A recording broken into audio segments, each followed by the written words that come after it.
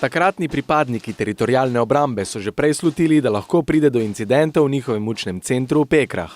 Tukaj v tem centru smo bili vedno opazovani strani Jugoslovanske ljudske armade in tisti dogodek, ki se je zgodil, je bil samo vrhunec tega, kar so pripravljali. In jaz sem par dni prej izvedel od generala Slaparja, da se nekaj kuha in da mora prva žrtev, če pride do česa, pasti na naši strani. No in ko so prihromili v naš center, so zahtevali dokumentacijo, nabornike in organa varnosti častnika.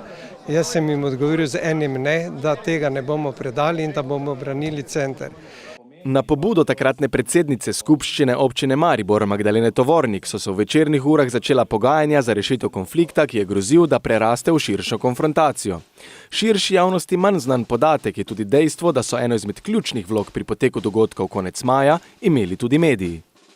Tako da moram reči, da je takrat bilo splet enih okoliščin naš pogum, če tako rečem, potem prisotna sedma sila in pa meščani in sovaščani, ki so bili preko radija obveščeni, kaj se dogaja in so prihromili nas braniti svojimi telesi, plus starši, ki so bili na služenju svoje fante tukaj v centru.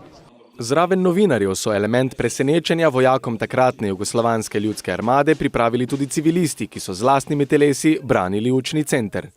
Kot rojena Mariborčanka sem izjemno ponosna, da je prišlo tudi do takšnih dogodkov. To samo potrjuje, da je Maribor zgodovinsko pomembno dejstvo in mislim, da tudi ni naključje, da so se tudi ti zgodovinsko pomembni dogodki odvijali prav v Mariboru. Maribor je imel torej ključno vlogo pri osamosvojitvi Slovenije, ki je do danes zaradi popolne centralizacije države žal zbledela. Spominjamo se zgolj še na proslavi pekrskih dogodkov iz konca maja 1991. Od izida te akcije je bilo potem marsikaj odvisno. Se je enostavno tehtalo, dosti je bilo špekulacij, kaj bo Maribor naredil. Nekako v očeh jugoslovanskih sil je Maribor bil projugoslovansko mesto. S tem pa, da se so dogajanja pokazala, da smo trdno stali za Slovenijo in ubranili severno mejo. Prav gotovo smo tudi zaradi pekrskih dogodkov ubežali krvavi plati vojne, ki smo jo nato žal spremljali južno od nas.